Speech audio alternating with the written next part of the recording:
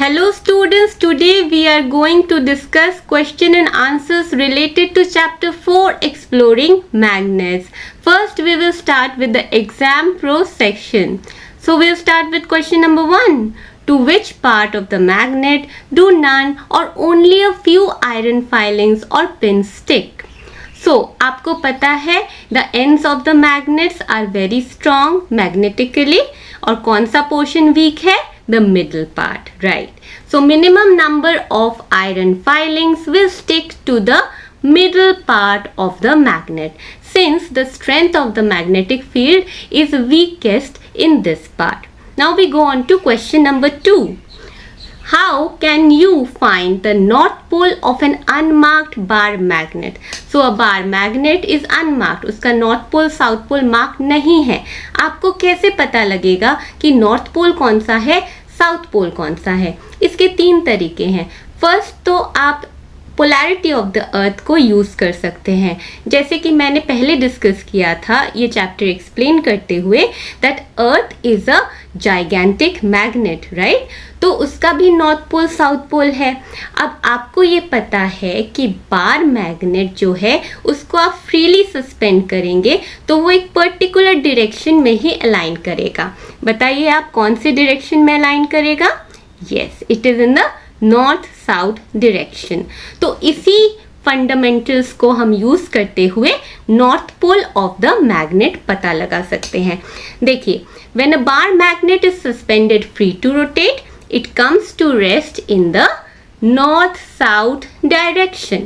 The end of the magnet that faces the geographic north is the north pole of the magnet. Because the geographic north pole is what?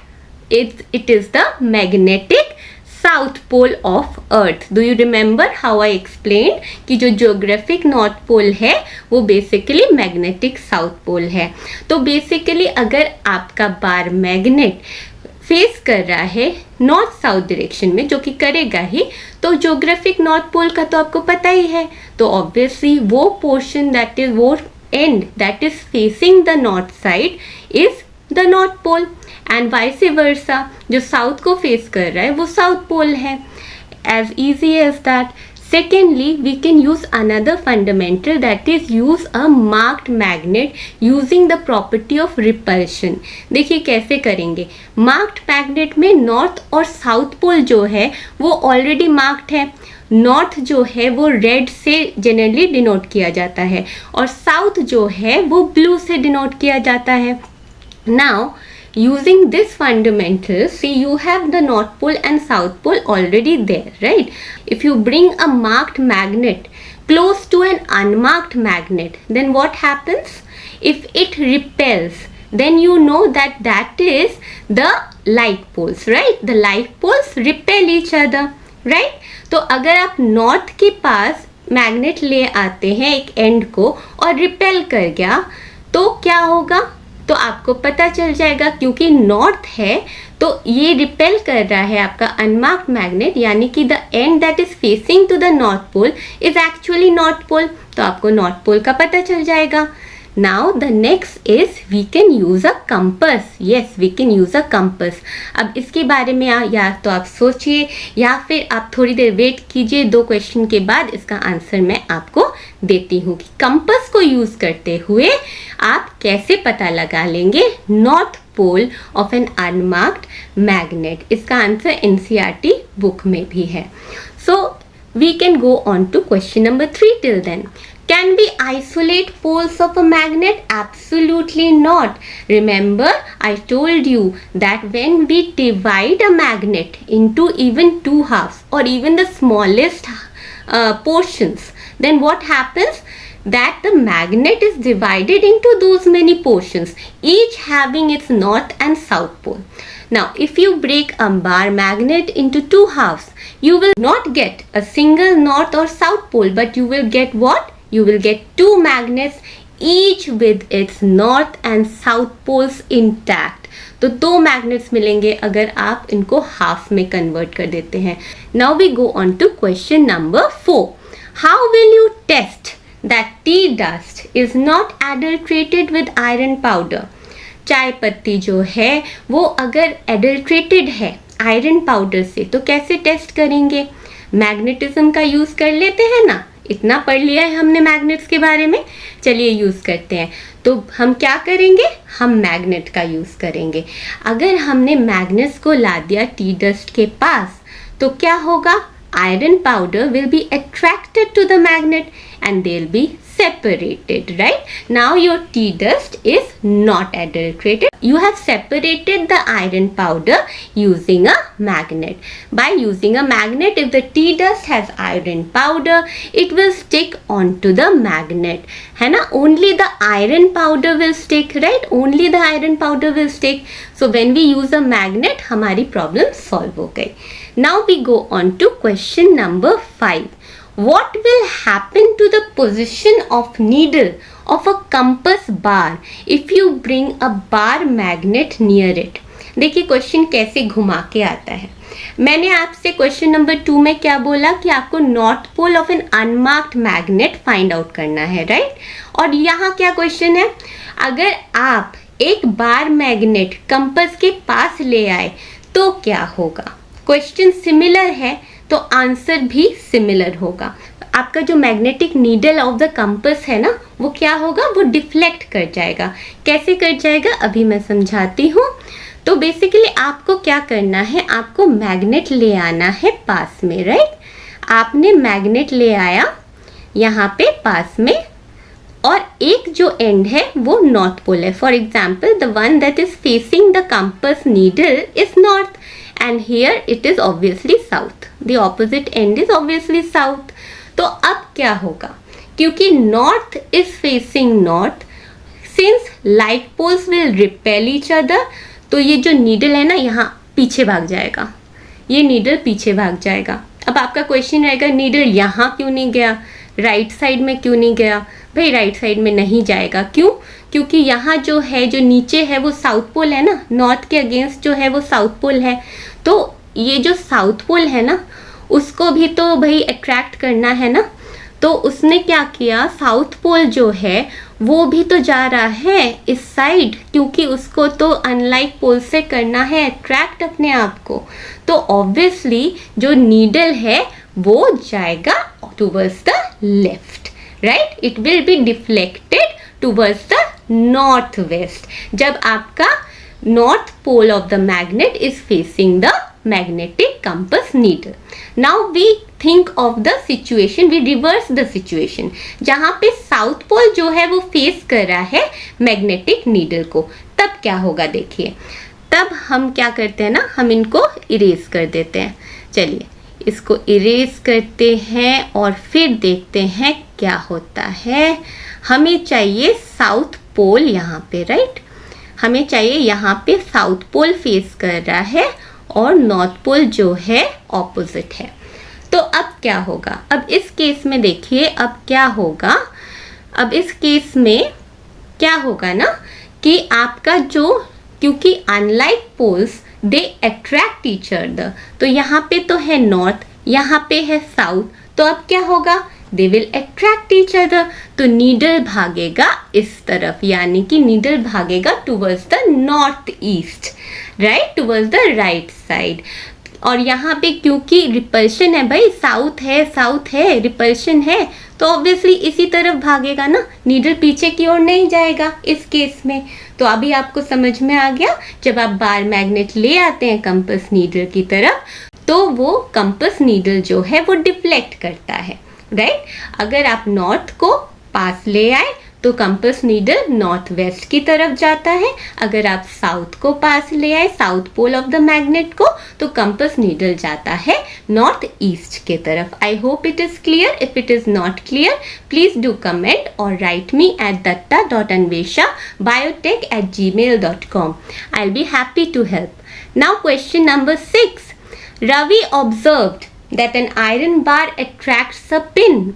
What inference can he draw from this observation? देखिए अगर एक iron bar जो है वो attract करता है pin को, यानी कि उसमें मैग्नेटिक प्रॉपर्टी जो है वो इंड्यूस की गई है। ये इंडक्शन के बारे में हम हायर क्लासेस में पढ़ेंगे। बेसिकली उसमें मैग्नेटिक प्रॉपर्टी आ गई है। आपने एक तरीका पढ़ा हुआ है इंडक्शन का, मैंने भी समझाया हुआ था कि उसमें नीडल था, तो नीडल को आप मैग्नेट कैसे बनाते हैं, ठीक उसी तरीके से आप एक आयरन बार को मैग्नेट बना सकते हैं। मैग्नेट को रखा, एक end of the magnet you place it over the iron bar and you stroke it. That is called the stroking method. You stroke it, bring to the end, again 40 to 50 times you stroke it, making the iron bar a magnet. Now since it is a magnet, now it will attract the pin, right? So the iron bar acts like a magnet. Most probably magnetic properties were induced into the iron bar using the stroke method. Now we go on to answers of NCERT question. Fill in the blanks. Unlike poles of two magnets dash each other, they will attract each other, right? So A for attract, they will attract each other, whereas like poles repel each other, right? Like poles will do what? They will repel each other. R for repel. The materials that are attracted towards a magnet are called magnetic materials. The needle of a magnetic compass rests along the north-south direction, NS, the north-south direction. You already know that. A magnet always has dash poles. A magnet always has two poles. अब जितना भी break कर लीजिए, a magnet will always have two poles. So now state true or false. A magnet can be broken into pieces to obtain a single pole. No, this is absolutely a false statement. Second, similar poles of magnet repel each other. Yes, that is true. Similar poles will definitely repel each other. Iron filings mostly stick in the middle of a bar. I already discussed. No, this is the weakest portion. They don't. So this is absolutely false. A freely suspended bar magnet always aligns with the north-south direction. Yes, true. That is completely true. Now we go on to the next questions. Column 1 shows different positions in which one pole of a magnet is placed near that of the other. Column 2 indicates the resulting interaction between them for different situations. So what we have to do over here? We have to fill in the blanks. तो north क्या करता है? Attract करता है या repel करता है? Like poles will repel each other, right? तो north करता है एक दूसरे को. R for repel. तो सेकेंड कॉलम देखिए, सेकेंड में क्या है? एट्रैक्शन लिखा है और कॉलम 1 में है नॉर्थ डैश. तो क्या होगा यहाँ पे? North south will attract each other, right? यहाँ पे भी है साउथ नॉर्थ. तो साउथ नॉर्थ क्या है? वो भी तो अनलाइक पोल्स है भाई, वो भी अट्रैक्ट करेंगे एक दूसरे को. So A for attraction. Now column 2 में क्या है? रिपल्शन. और कॉलम 1 में क्या है? साउथ. किस में रिपल्शन होगी? साउथ में ना. अगर साउथ पोल को ले आया जाए दूसरे south pole of the magnet के पास तो रिपल्शन होगी. So north is repulsion, north south attracts, south north attracts, south repels. I hope it is clear with you. Now we go on to question number 4. Athar performed an experiment in which he took a bar magnet and rolled it over a heap of steel U-clips. According to you, which of the options given in table 4.3 is likely to be his observation? देखिए यहाँ पे अगर आप observation ध्यान से देखें ये table को, तो ये जो लास्ट के जो 3 है ना, लास्ट के जो 3 ऑप्शंस हैं उनमें देखिए उनमें डिस्पैरिटी है. क्या है? हमें पता है पोजीशन ए और सी में क्या होता है? सबसे ज़्यादा मैग्नेटिक फील्ड स्ट्रॉन्ग रहता है, राइट? तो पोजीशन बी में क्या रहता है? पोजीशन बी में सबसे वीक रहता है. और अगर आप ध्यान से नोटिस कीजिए पोजीशन बी में 2 जो है वो सबसे कम है, right? So that is the right representation, right? Position B में क्योंकि 2 है ना, तो obviously that is the correct representation. So 1 is correct. Position A और पोजीशन सी में सबसे ज़्यादा आयरन फाइलिंग स्टिक होंगे और पोजीशन बी में सबसे कम होना चाहिए ना, तो पोजीशन बी में 2 लिखा है, तो obviously this goes with what we understand of magnets, right, कि जो एंड पॉइंट्स है उसमें मैग्नेटिक स्ट्रेंथ सबसे ज़्यादा रहेगी और मिडिल पोर्शन में सबसे कम रहेगी. Now we go on to question number 5. Reshma bought 3 identical metal bars from the market. Out of these bars, 2 were magnets and 1 was just a piece of iron. How will she identify which 2 could be magnets without using any other material? So in this case, what we do is we use the property of repulsion. So देखिए, अगर आप एक magnet को दूसरे magnetic material के पास ले आते हैं तो अट्रैक्शन ही होगी ना, रिपल्शन तो नहीं होगी. रिपल्शन की प्रॉपर्टी सिर्फ और सिर्फ मैग्नेट्स दिखाएगा, क्योंकि मैग्नेट्स में अट्रैक्शन की प्रॉपर्टी भी है, रिपल्शन की प्रॉपर्टी भी है. पर मैग्नेटिक मटेरियल जैसे कि एक पीस ऑफ आयरन है जिसको आइडेंटिफाई करना है ना, तो उसमें तो रिपल्शन की प्रॉपर्टी नहीं होगी, उसमें सिर्फ और सिर्फ अट्रैक्शन की प्रॉपर्टी होगी, right. So we will use this fundamental to do such a separation, to do such an identification. If one pole of a magnet is brought near another magnet, it will either attract or repel the other magnet, right? But if it is brought near a bar of a magnetic material, तो क्या होगा? तो क्या सिर्फ attraction ही होगी? Yes, तो सिर्फ attraction ही होगी, तो repulsion नहीं होगी. तो ये property को यूज करते हुए you can find out which of these is a piece of iron. Now we go on to the next question. Question number 6. You are given a magnet which does not have the poles marked. How can you find its poles with the help of another magnet which has its poles marked? तो देखिए questions कैसे similar है. Similar questions के similar answers होंगे. मैंने exam pro section में question number 2 में ये आंसर दे दिया था. क्वेश्चन क्या था, देखिए चलते हैं फिर से वापस. क्वेश्चन था कि आपको north pole of the unmarked magnet identify करना है. तो 3 तरीके से आइडेंटिफाई कर सकते हैं. You can use polarity of the earth, you can use a marked magnet और you can use a compass, right. तो अगर आप इन 3 तरीके को यूज करेंगे तो नॉर्थ पोल आइडेंटिफाई हो जाएगा, तो ऑब्वियसली आपको साउथ पोल भी आइडेंटिफाई हो जाएगा. So this is the answer for your question number 6 of NCERT, right. तो देखिए क्वेश्चंस घुमा के आते हैं, आंसर्स ऑलमोस्ट सिमिलर है. अगर आपको पता है ना, अगर आपका बेसिक क्लियर है तो सारे आंसर्स हो जाएंगे, कोई प्रॉब्लम नहीं आएगी, राइट. तो क्वेश्चन नंबर 7 में चलते हैं. Bar magnet has no markings to indicate its poles. How would you find out near which end its north pole is located without using another. तो आपको एक बार मैग्नेट है, again an unmarked bar magnet. तो आपको क्या है ना कि क्या फाइंड करना है कि उसका नॉर्थ पोल कहाँ पे लोकेटेड है विदाउट यूजिंग अनदर. तो बेसिकली आप ना आराम से कंपस का यूज़ कर लेना. कंपस वाला जो क्वेश्चन है मैंने करवाया था ना, कंपस वाला, या फिर आप पोलैरिटी ऑफ अर्थ भी यूज़ कर सकते हैं इस आंसर में. तो कंपस वाला ये वाला क्वेश्चन था ना, जहाँ पे हमने दिखाया था कि how the magnetic needle of the compass will get deflected, right, when a bar magnet is placed to it. तो उससे आपको इसका पता चल जाएगा कि आपका नॉर्थ पोल कौन सा है, साउथ पोल कौन सा है, इसका भी आपको पता चल जाएगा. Now we go on to the next question. Question number 8.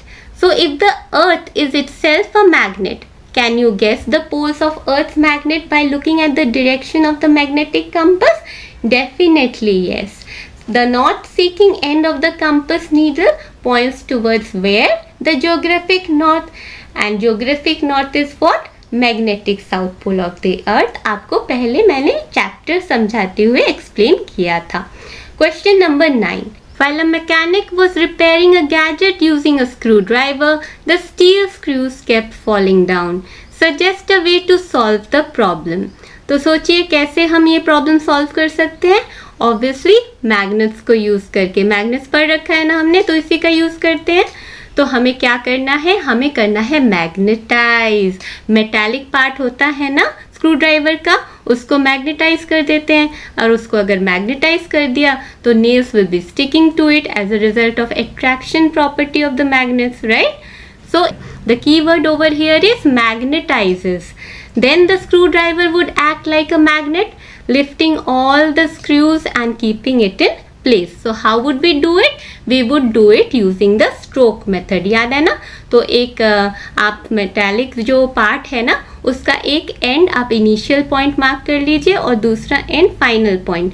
तो आपने क्या करना है, आपने मैग्नेट लाना है, इनिशियल पॉइंट पे आपने मैग्नेट को रखना है और विदाउट रिवर्सिंग द पोल्स आपको एक ही डायरेक्शन में ना उसको स्ट्रोक करना है। फाइनल पॉइंट पे पहुंच गए, मैग्नेट उठाया, फिर से इनिशियल पॉइंट पे पहुंच गए, फाइनल पॉइंट पे पहुंच गए, फिर से मैग्नेट उठाया। ये आपको प्रोसेस एटलीस्ट 40-50 टाइम्स आपको करना है to magnetise the metallic part of the screwdriver. Once it is magnetise there will be no problem associated with the screws falling down. Okay, now we go on to question number 10. तो आपके screen पे एक picture नजर आ रहा है, right? So two rings magnets X and Y are arranged. It is observed that the magnet X does not move down further. What could be the possible reason? आपको दिख रहा है कि magnet X is actually floating. So what could be the possible reason? Suggest a way to bring the magnet X in contact with magnet Y without pushing either of the magnets. तो push करना allowed नहीं है। तो magnet X क्यों float कर रहा है? Because it is obviously repelling the magnet Y. तभी तो वो फ्लोट कर रहा है ना, because like poles repel each other, यानी कि most probably X and Y के लाइक पोल्स जो है they are facing each other, so they are repelling each other and that is why X is floating. See, like poles repel each other, so magnet X must be floating because the like poles are definitely facing each other, right? Now, we have to do something to bring the magnet X closer to magnet Y. क्या करेंगे? magnet X को direction को reverse कर देंगे, magnet X को उठाएंगे और फिर उसको रिवर्स कर देंगे, उल्टा कर देंगे और फिर मैग्नेट Y की तरफ ले जाएंगे. पुश नहीं करना, बस ले जाना है, तो वो वैसे ही अट्रैक्ट हो जाएगा. क्यों? क्योंकि इस टाइम क्या हो रहा है, the unlike poles are facing each other and you know the property that unlike poles they attract each other, right? देखिए, unlike poles attract each other, so if we remove the magnet X, turn it over, so when we turn it over, what we are doing, we are reversing the poles and place it back. The unlike poles will face each other and the magnets will definitely come closer. Now we go on to the last question. So you have to see this figure. Now what is the polarity? You have to say कि ये जो north है, south है, कौन सा पोल कहाँ पे है ना? तो एक तो आपका मार्क्ड है, कहाँ? 5 मार्क्ड है, राइट? 5 मार्क्ड है, 5 is north pole. So definitely the opposite pole is what? South pole. यानी कि 6 जो है हमारा होगा south pole. That is true, right? अब हम जाते हैं 4th पे. हाँ, क्योंकि north जो है south से attract कर रहा है. Remember, unlike poles attract each other. हाँ, ये जो position 4 है वो क्या होना चाहिए? पोजीशन 4 होना चाहिए साउथ, तभी तो वो अट्रैक्ट कर रहा है ना नॉर्थ को, राइट? और डेफिनेटली इसका ऑपोजिट पोल क्या होना चाहिए?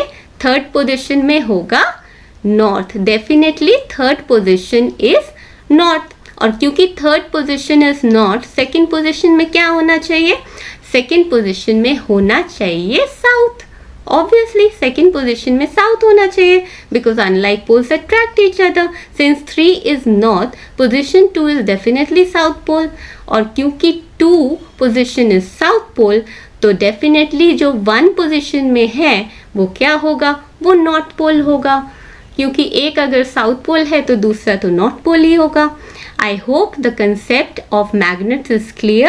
If there is any doubt, do comment or write me at datta.anveshabiotech@gmail.com. Happy learning, students. Bye-bye.